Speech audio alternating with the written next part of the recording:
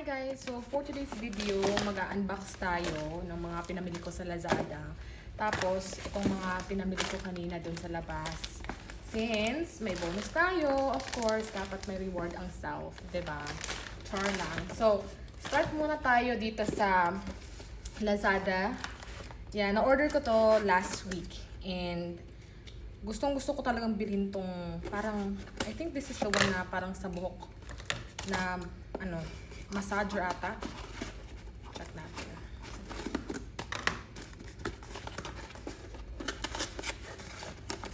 Ito. So, ito yung binili ko. Yan. Actually, it's in Vietnamese pero may English na hair scalp massager brush. Kasi, I was planning to buy this a long time ago na talaga. Ngayon ko lang talaga napagtanto na kailangan ko na talaga siya. Yes. So, ito is, pag nag-shampoo ako, hindi ko na kailangan gamitin yung ano ko. Ano bang tawag dito? Hindi ko alam. Basta yan. Ito. Yan. So, open natin to. Tingnan natin. Napaka-pink naman. Okay lang. Sige lang. So, this is how it looks. Tingnan natin sa loob. Ano siya? Tingnan natin.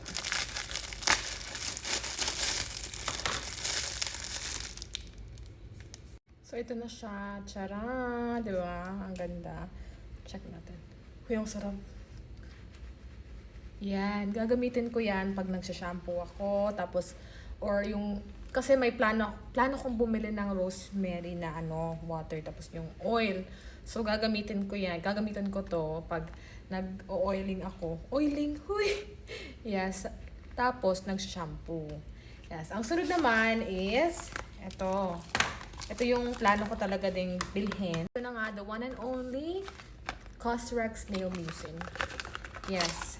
Naubusan na ako. I think pangalimang bote ko na to. And I love Snail Mucin so much. Favorite ko talaga siya. And ito yung hindi nawawala sa skincare routine ko talaga kahit na mawala na yung iba. Basta to. At yung, of course, 'di ba, sunscreen.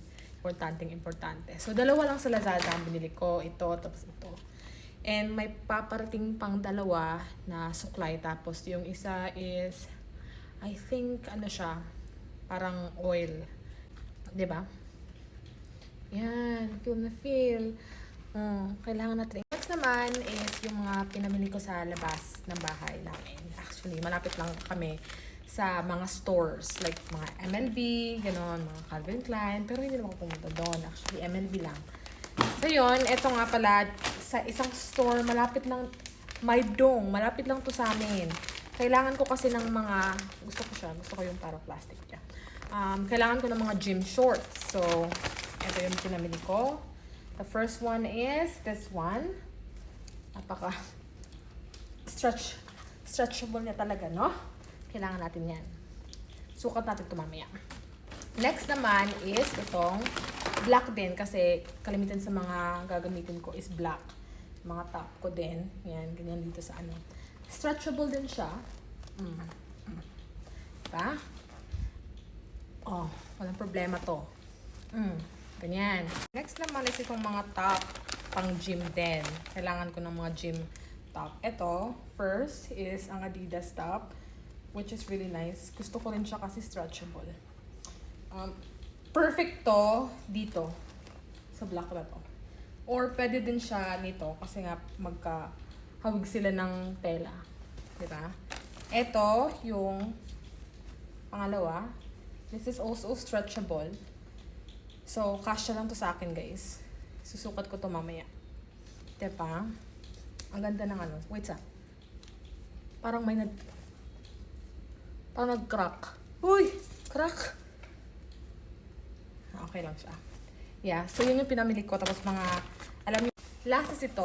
Actually, hindi to MLB. Pumunta kaming MLB para bumili ng cap para sa kanya. Pero ito, hindi to MLB. So, bumili ako ng pants na ganito yung kulay. And this is, I think, 199. This is 169,000 dong. Yes, mga 300 pesos. Ganun. And itong top, turtleneck na top, which is white. Gustong-gusto ko siya. And this is like, I think, 50 pesos. 50 pesos, brand new yan guys. And then itong green. Paborito ko yung store na yon. Kaya lang today, medyo off sila sa mga, hindi masyadong magaganda yung mga style nila. Kaya tatlo lang yung nabili ko doon. So yun lang guys. I hope that you enjoyed the video. Bye!